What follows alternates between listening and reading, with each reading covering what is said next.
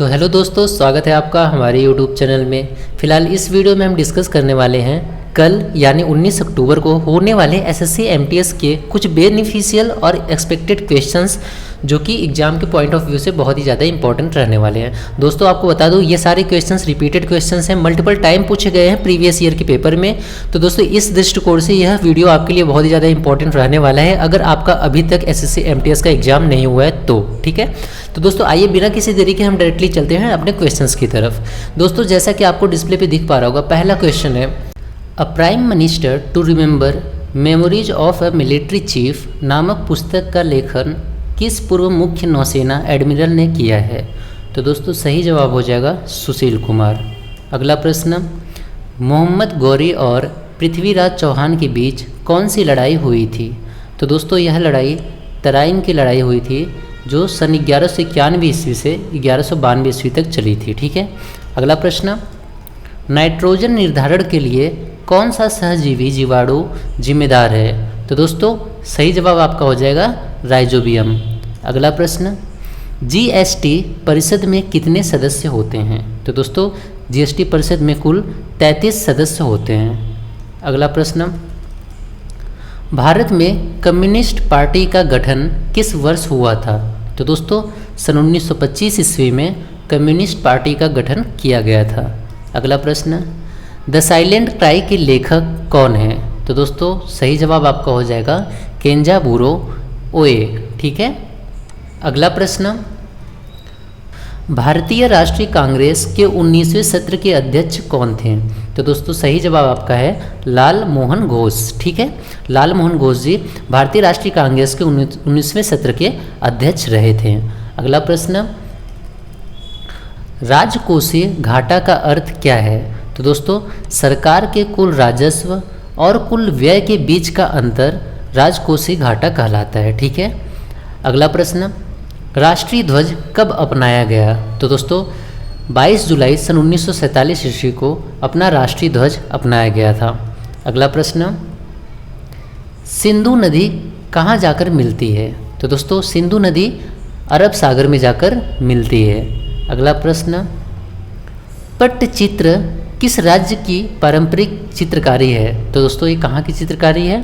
यह उड़ीसा की चित्रकारी है। अगला प्रश्न, कादम्बरी पुस्तक के रचयिता कौन थे? तो दोस्तों कादम्बरी पुस्तक के रचयिता बाणभट्ट थे। ठीक है, अगला प्रश्न, पारसी नववर्ष को किस नाम से जानते हैं? तो दोस्तों पारसी नववर्ष को नवरोज के नाम से जाना जाता है। अगला प्रश्न, आईने अकबरी के लेखक कौन थे? तो दोस्तों आईने अकबरी के लेखक अबुल फजल जी थे। ठीक है, अगला प्रश्न, गोल गुंबज भारत के किस राज्य में स्थित है?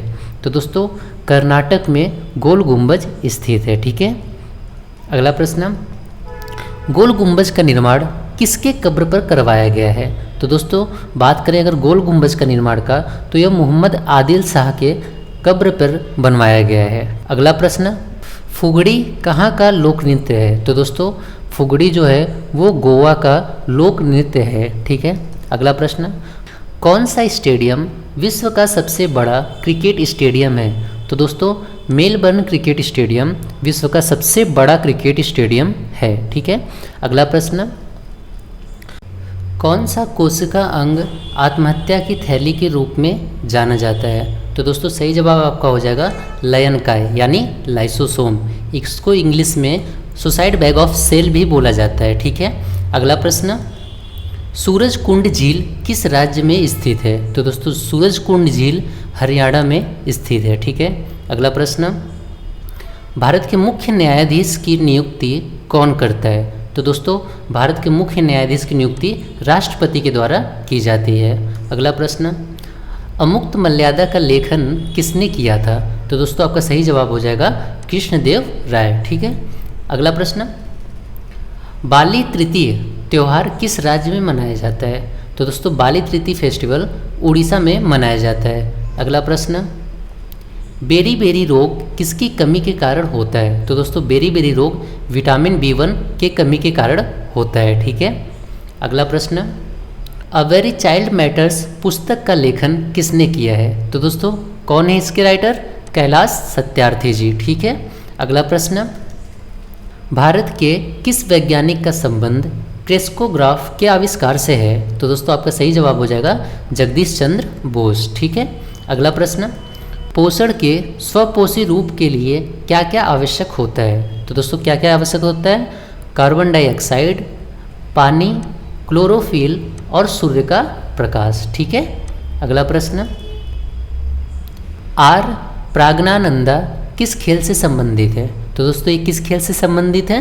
शतरंज के। तो दोस्तों यहाँ पे होती है हमारी क्लास खत्म। उम्मीद है वीडियो आपको अच्छी लगी होगी। अगर आप नए हैं तो चैनल को लाइक कीजिएगा, सब्सक्राइब कीजिएगा।